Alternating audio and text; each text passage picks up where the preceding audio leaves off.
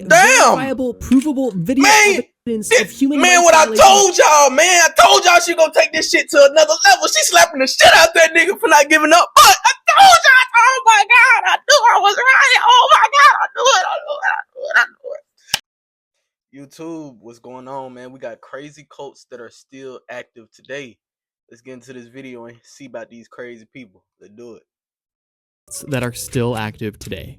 The Church of God with signs following. Have you ever been in a standard run-of-the-mill Christian church and just thought to yourself, wow, this is really missing something. This is missing a lot of venomous snakes. Well, if you have, surprisingly, you wouldn't be the first. And you would also be a perfect candidate for the Church of God with signs following, Venomous which snakes? in itself is just a Man, strange hold on. name. But trust me, Man, hold on. Look, hold on. Am I seeing that picture right? Hold on. Am I tripping? Let me make sure I ain't tripping. surprisingly, you wouldn't be the first.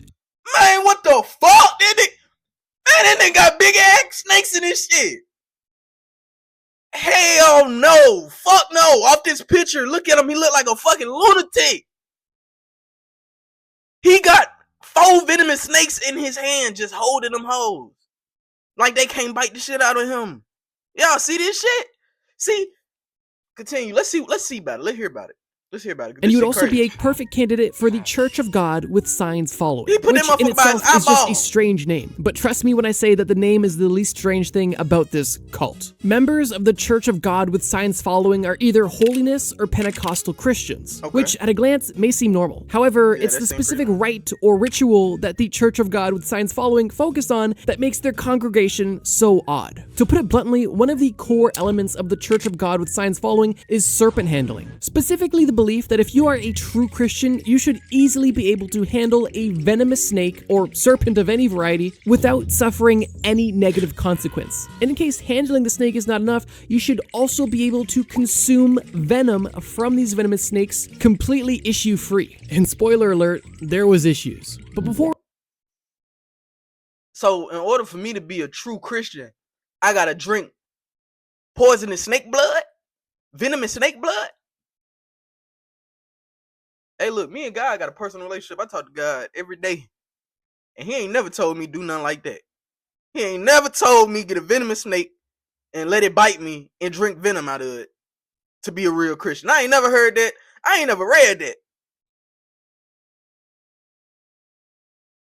Some people just be crazy. That's what it come down to at the end of the day. It go from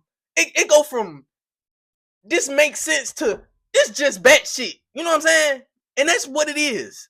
Continue. Before we get too into the weeds on incidents, let me give you some history. The religious practice of snake handling goes all the way back to the 2nd century, when the Ophites reportedly handled snakes during their services and also worshipped serpents. And the tradition has also been seen in ancient Egypt. But the tradition of handling snakes for religious purposes didn't appear in the United States until 1910. And this practice is generally associated with the ministry of George Went Hesley, a minister from Tennessee. George was originally a minister at the Church of God. However, in 1922, he resigned, citing troubles at home, and decided to take his ministry on the road. Through the late 1920s and even 1930s, George traveled through the southeast United States, resuming his ministry as a traveling preacher, promoting both God and the specific practice of serpent handling. Now, interestingly, basically every place that George visited to share this practice was extremely receptive to it, which is, at least to me, a bit shocking. Although it is reported that George was extremely charismatic, persuasive, and passionate about the craft. During his time on the road, George visited small towns in Tennessee, Kentucky, the Carolinas, Virginia, Ohio, and even Indiana, and it's reported that each small town adopted the serpent test of faith with overwhelming popularity after having a demonstration from George himself. And it's because of this that the greater Appalachian region kind of adopted the practice. And I mean, I guess you've kind of got to be a charismatic guy to convince random people you don't know that the best way to worship God is, of course, by handling snakes and drinking venom. From the 19th... I'm from Mississippi,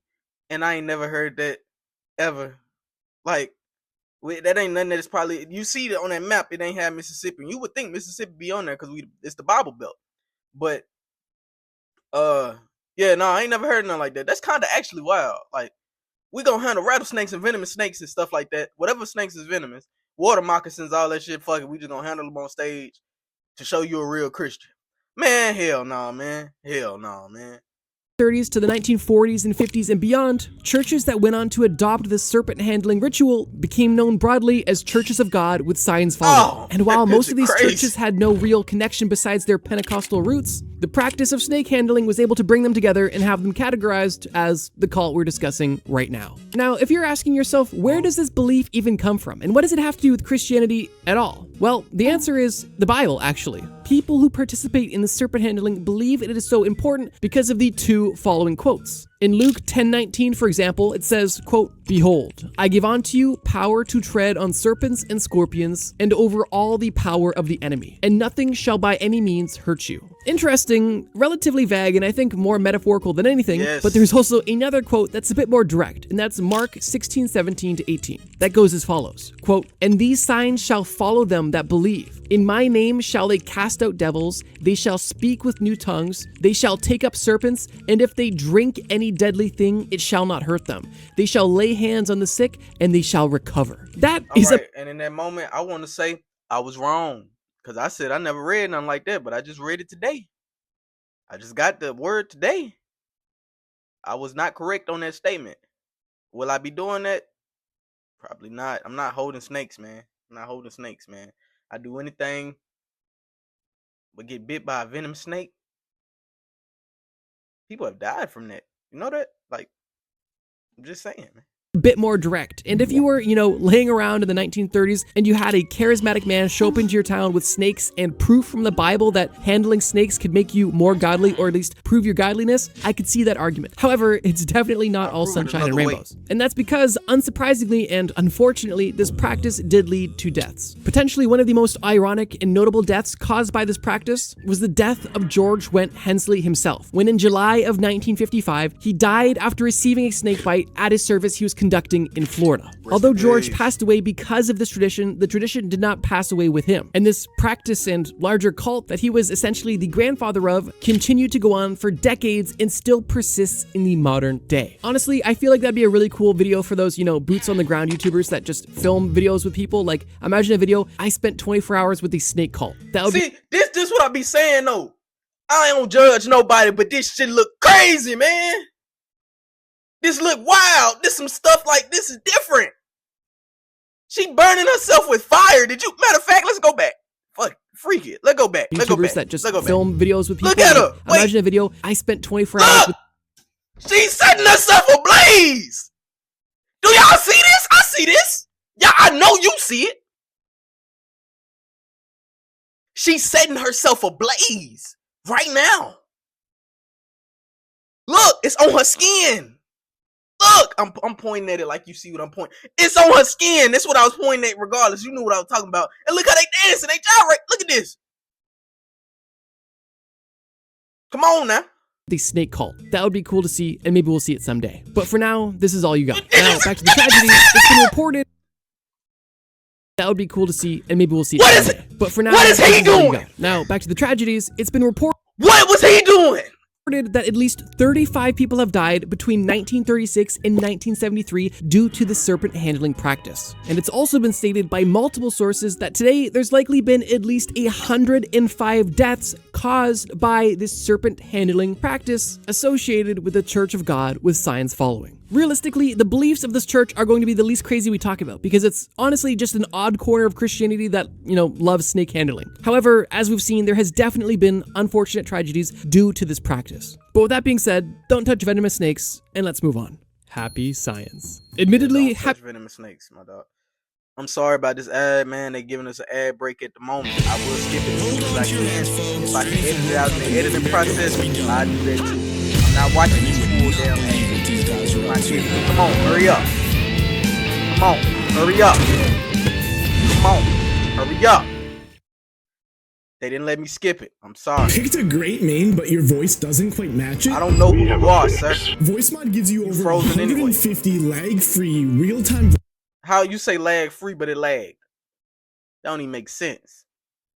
Play my video, please. Happy science. Admittedly, happy science sounds rather cute and sounds like it could also be part of a kindergarten curriculum. Although, unsurprisingly, the reality of this cult is not cute whatsoever. Happy Science was founded in 1986 in Japan by a man named Ryu Okawa. Ryu was a successful businessman and stock trader who worked internationally. Oh! Although as a student and as a working professional, before he even established Happy Science, he knew that he was meant for something more in this life. And he claims this explicitly, stating in one instance, for example, in 1981, 5 years before the establishment of the Happy Science cult, that while working a job, Ryu experienced Buddha enlightenment and came in contact with a divine spirit. This spirit began communicating with him and told him, quote, good news, good news. Ryu felt so compelled by this message that he grabbed a pen and paper, wrote it down, and then began asking the spirit that was contacting him, who are you? And Ryu alleges that the spirit was a spirit known as Niku Shonin, a senior disciple from the Buddhist religion. Following that experience in 1981, Ryu made it his mission and destiny to found a new religion. And that he did. And only years later, Happy Science was founded and things got extremely weird. Ryu was a massive believer in the spirit world. And in a 2-year span from 1985 to 1987 alone, he published 13 books in an effort to prove the existence of that spirit world. And interestingly, the final 2 books that he published came out in 1991, and these books titled The Great Warning of Allah and The Terrifying Revelations of Nostradamus were both #1 bestsellers in Japan, which is concerning for reasons we'll get into. You see, on a surface level, Happy Science claims to be a group that is about peace, love, Fiance trying to burn me up. truth-seeking, She got the heat on right now. Like it ain't even cold out. It ain't even cold outside right now. Like it's a little warm if we being honest. She turned the heat on, goddamn hell. It's hot as fuck in here, man. Shit. Fuck. Damn it. Come on, alliance and ultimate prosperity and happiness. And their goal is to spread happiness and peace by spreading the word and truth of their religion. But would you be surprised if I told you that the true intentions of Happy Science are much darker, and the beliefs surrounding Happy Science are, well, downright delusional? The core belief of Happy Science is that an ancient deity named El Cantare, who is claimed to be the highest god on Earth and the lord of all gods, was originally the ruler of Venus, but came to Earth to establish the human race. And over the course of all of human history, El Cantare has been watching over humanity and has even been reincarnated multiple times to ensure humanity's prosperity. And the most recent incarnation of the highest god of all gods and this ancient spirit from Venus is, of course, well, Ryu Okawa himself, which is why, of course, he's leading Happy Science, because he is the true enlightened one. And he is so enlightened, in fact, that he claims that he speaks to nearly every single god on a daily basis. Not only can he communicate with gods, but he can also communicate with the spirits of dead historical figures. And there's actually a hilarious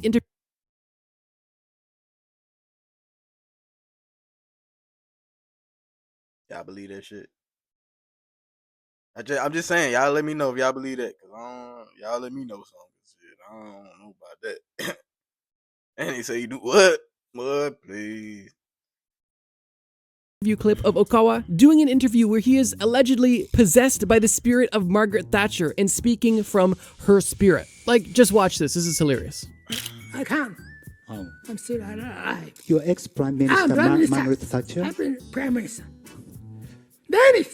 Besides that core belief of the, well, ancient deity from Venus creating all humanity and now being Okawa himself, they also believed in the existence of reincarnation, angels, demons, heaven, hell, and, of course, aliens. And while this cult has extremely kooky roots, from its establishment in 1986 to its #1 bestseller books in 1991, the cult was able to grow to over 5.6 million members worldwide.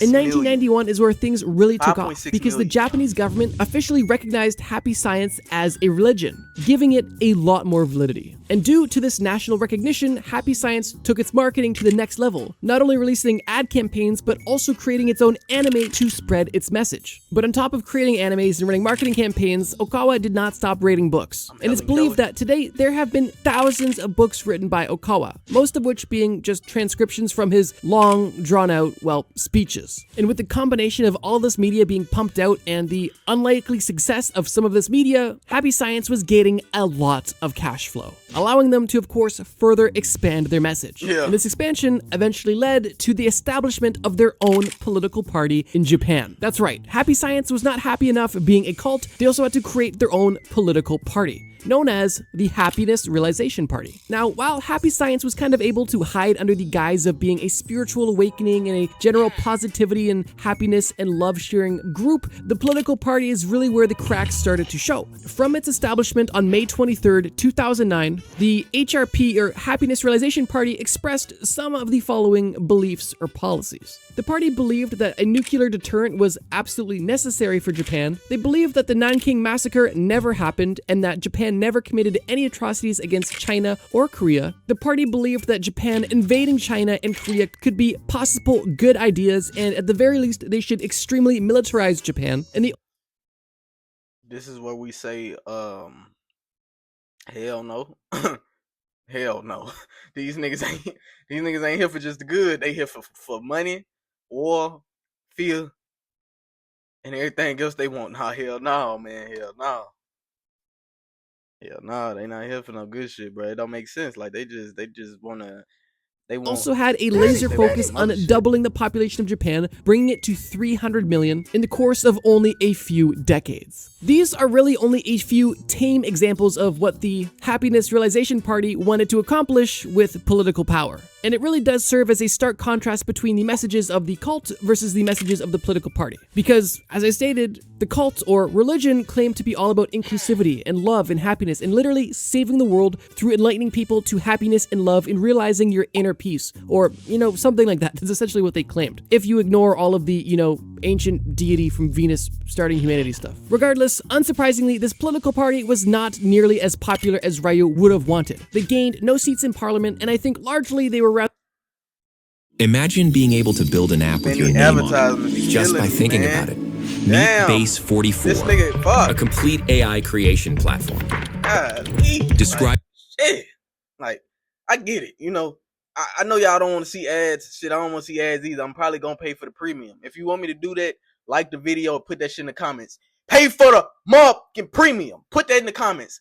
If you're watching this video, you sick of the ads like I am, just put in the comments, pay for the premium. Pay for the premium now. If you don't pay for the premium, I'm going to slap you in the back of your head. Just say say it over and over again so I can remember to go buy the premium. Because I be forgetting, man. And I think largely they were rather obscure and seen as more of a laughingstock. Now, interestingly, both the cult and political party exist to this very day, although in recent years they have been, heavily discredited by inside members, specifically the son of Ryu Okawa and the wife of Ryu Okawa, who have both disowned the cult, saying there's not nearly as many members as there are claimed, and basically disowning their father and husband, saying he was crazy, and this entire cult is, a crazy cult. But believe it or not, even with all this lunacy, they still had a literal university that they established in Japan that still exists to this very day. And I guess, speaking of this very day, as of the date of recording this video, Happy Science and the Happiness Realization Party are both still active. But interestingly, they are no longer run by Ryu Okawa, simply because he had passed away. On March 2nd, 2023, the reincarnation of a spirit from Venus had passed away, and since then, the management of both Happy Science and the Happiness Realization Party has kind of been a mystery. Because while they remain active, there doesn't appear to be any clear, or at least expressed, change of leadership. And we very well could be actively watching the downfall of this crazy religion that, in my opinion, got way more success and notoriety than it probably ever should have. From ancient deities, to anime, to millions of dollars, to thousands of books, to far-right extremism, Happy Science kind of has it all. And I truly hope that this small, oversimplified section has given you a small glimpse into the sheer depravity of, that religion turned political party. And with that, let's move on. Grace Road. In the last section, we discussed what happens when you mix insane religious ideologies and extreme political policies. But in this section, we're going to discuss what happens when you mix insane religious ideologies, extreme political policies, and fresh produce. I'm not even joking. Grace Road was established in South Korea in 2002 by a woman named Okju Shin. Okju Shin formed the Grace Road Church because she believed that a doomsday event was on the immediate horizon, and it was her duty to do something about it and to begin informing people. So she and what did they say? Immediate horizon, and it was her. We must show the whole world that we can do everything if we just have the word of God. I agree with that statement. As long as she ain't gonna go far left with it, or whatever way she go. Cause I'm not a political nigga, so far left and far that shit. As long as she don't take this shit to the wrong place. That's what I'm saying, basically. If she don't take this shit to the wrong place. Because she talking about all this right here. And then it's going to get to a point where she have it. And, oh, my God. I can't. Oh, my God. I can't. Oh, my God. She going to take it to a point where she like, if you want this shit to be real, and you want everything you ever dreamed of, give up that ass. And I'm going to cry. You know what I'm saying? She gonna take this shit too far. She gonna make you give up butt. If you want to make this shit happen and you want it to be real, she gonna make you give up your butt. Oh my God. Her duty to do something about it and to begin informing people, so she and her select chosen few could not only save themselves during this doomsday event, but also save as much of the world as they could. Or at least, so they said. Like basically every cult that's ever existed, its origins and beliefs start with fear-mongering, world-ending, doomsday events that require immediate attention from basically anybody they can get their hands on. And while doomsday events can be scary and compelling, so far we've seen that, well, they've never really happened. That being said, that fact does not stop Grace Road from growing within South Korea. And from 2002 until 2014, Ok Jushin's teaching of a world-ending event and doomsday event coming soon was at least convincing enough for 400 people to join the cult. Now, as I stated, a big part of the belief of this, well, church was the fact that they were going to survive this doomsday event and any famine, and one of their plans of doing so was by creating one of the best farms the world has ever seen. And it's even stated on the Grace Road website that, quote, a missionary for the church was sent around the world to discover a land to survive the famine. And after scouring 60 countries, we settled on Fiji. And it's actually the move that Grace Road took from South Korea to Fiji that is truly a turning point in the story. Because in the early years of this cult in South Korea, they were essentially doing planning, gathering resources, ideas, spreading the message, and getting people.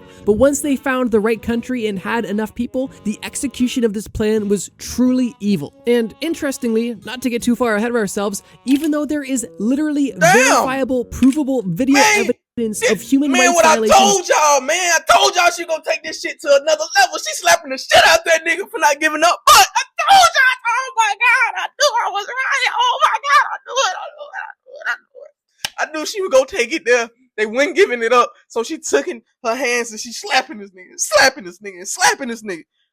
What? Cult leader pulling hair of memory. See what I'm saying?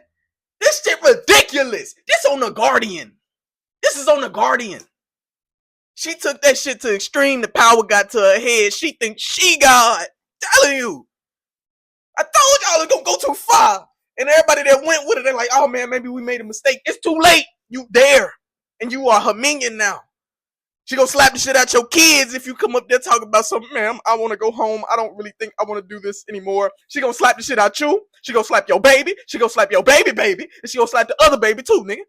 I'm telling you, man. Nigga. She'll kill your grandma. Boy, she'll exit in GTA. She'll finish your grandma. You playing with her, man. And she getting scary.